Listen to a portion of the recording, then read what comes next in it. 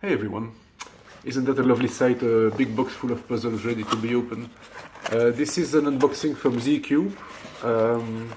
The box is already open because I accidentally showed my address while filming it, filming the opening. I'll just take out all the cubes and kind of show them in order of how interesting they are. So if this gets long, you can sort of skip. You can leave at any point. So this is the most interesting probably. Let me just get all that out.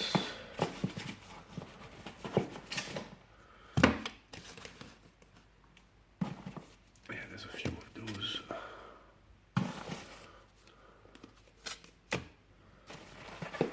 Right.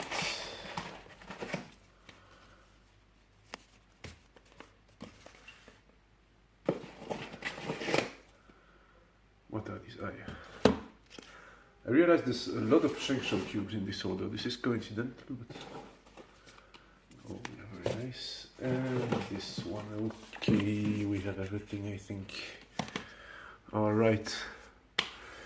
So let's open the most interesting one first. Obviously, this is the MGC version 2. Already quite a controversial cube. Not sure how to open the box even. Okay. So it was kind of overhyped, I guess, by Speedcube Shop, and some people really liked it. And then the Cubicle tested it and said, hey, it's not so great, and JPerm didn't like it that much either. So, if anything, I'm more curious now because I kind of had to find out, you know. And it cost me like €7, I think, so, you know, for that price. Yeah, so this is the springs, and it looks like a really interesting system to get, well, I'll have to experiment with that. I will look later what's in this little box.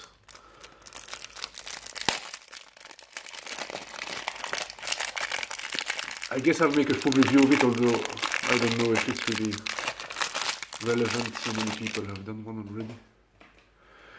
So, of course, the look is great. It has indeed very pointy corners, kind of like an MF3 RS.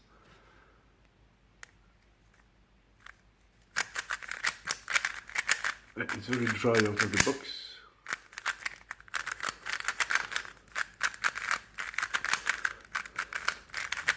Definitely faster and louder and everything, very different than the version 1. Tensions seem pretty even, pretty reasonable. Yeah, it's a bit too dry to cut smoothly, but it will need some setup. Definitely need some, it does have some lube, maybe I just need to break it a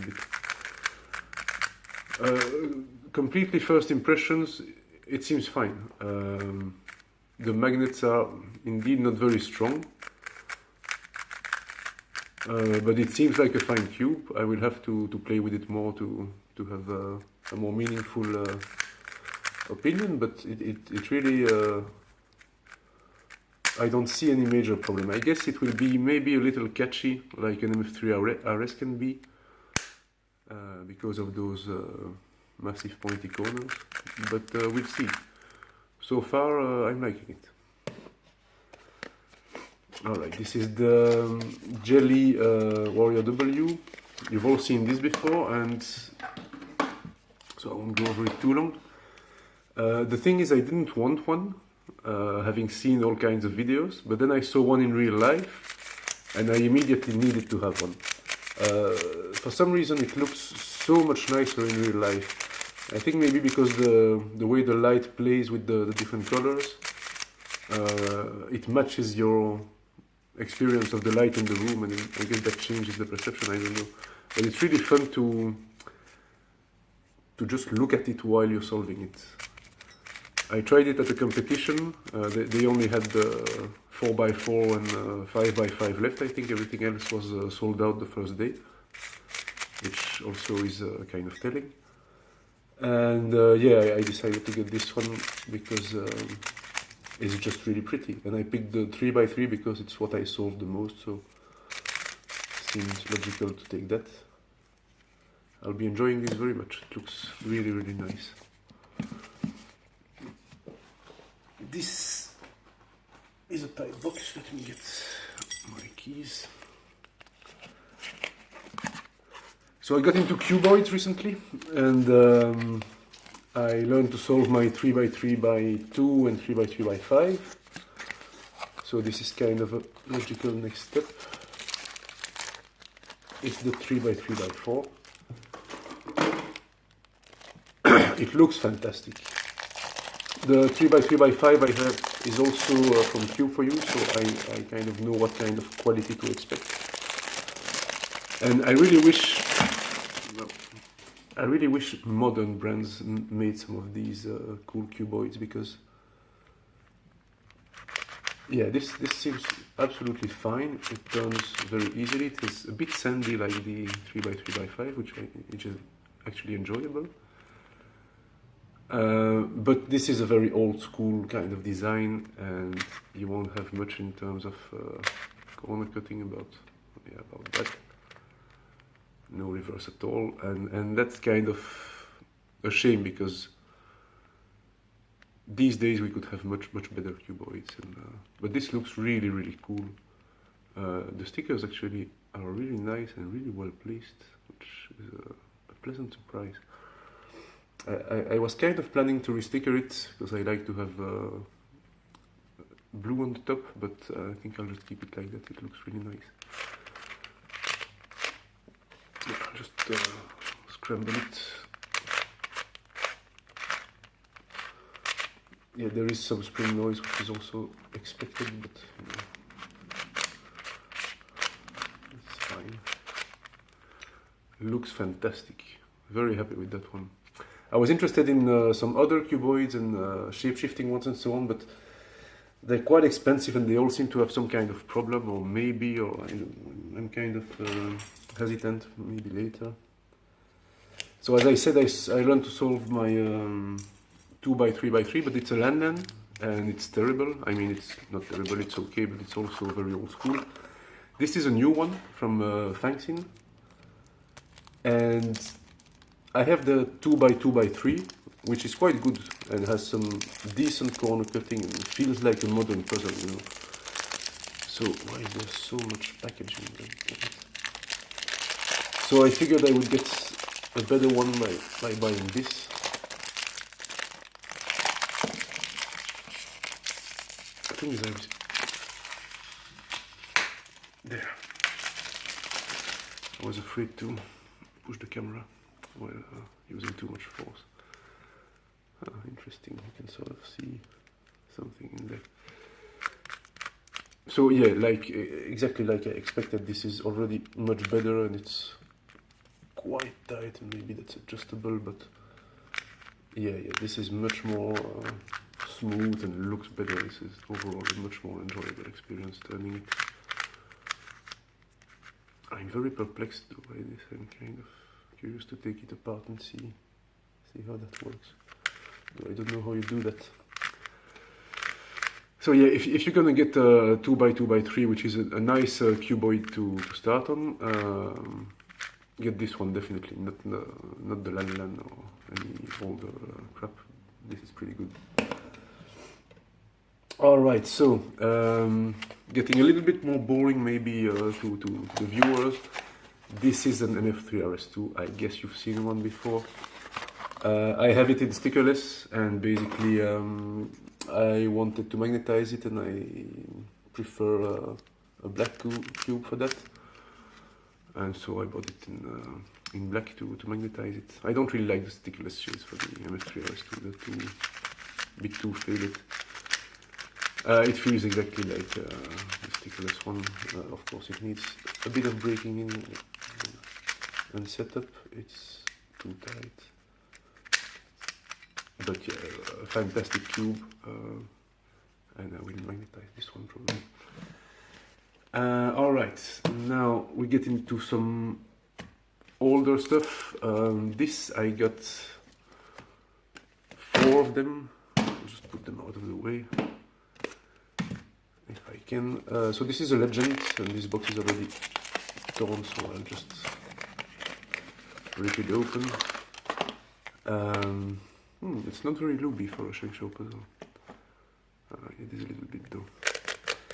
So the Legend is my go-to cheap disposable cube to take with me if it might get damaged, or to give to new cubers. And it's very smooth, so it's on the same level as a Cheese Sail or a Guanlong or MF3, those kinds of cubes. Hyper budget, you know. But this feels extra smooth. And also it has all square stickers, all even stickers. And this gives it a very classic look that I quite enjoy, and makes the solve kind of a nice throwback, I guess. Maybe it's just because I used to have cubes like that.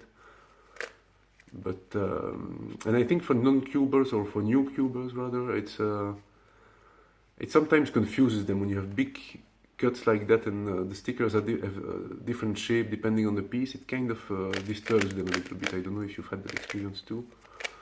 So this has a very classic look. This is the archetype of what a Rubik's Cube is in people's imagination. But at the same time, it has the nice half brights that everybody uses these days. So it's the best choice in my opinion for that kind of purpose. And if you do a mosaic, it's also very helpful to have stickers all the same shape. Maybe I should do a mosaic actually with all different cubes that I have. So this is an even older Sheng Shou puzzle. This one is completely obsolete. It's my keys falling. And not very. Ah yes, there's the lever. So interestingly, they put half brights on it as well. This is a Sheng Shou Wind. So when it came out, it had more classic shades than that. And I bought it because I ordered some fancy stickers from Oliver's, and those only come in a standard size, which is a 57mm Rubik's. So I needed something that was 57mm and that didn't have much in the way of Florian holes, but also that wasn't horrible like an actual Rubik's brand or something. So and this was widely praised when it came out as a good like entry-level cube. Yeah, it needs loosening, but other than that, and some setup for the spring noise and so on. But I have to say, it's definitely a throwback. It reminds me of my old Diancheng. But it's a nice cube for that kind of old school cube with no cuts at all. I ordered 3 of those because I figure it might get out of stock someday, although since they have these modern stickers, I guess maybe they're still producing them. And I might just order some more fancy stickers, and I need a nice cube to put them on. But this is very nice actually. I might just keep one around for occasionally solving and practicing my accuracy. Lovely. And nice that it looks good with those modern stickers. And finally, yeah, this is also an old cube from about the same era, a bit later, I guess. That's the Sheng Shou Aurora 2x2, which is very smooth. That's very nice actually. I mean, it turns pretty. I mean, it has no corner cutting to speak of, very little, though it's quite tight. But take a look at the design.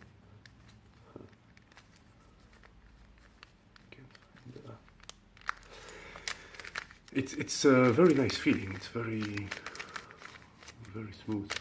I got 2 of those for a little project that I have. The video will be coming shortly.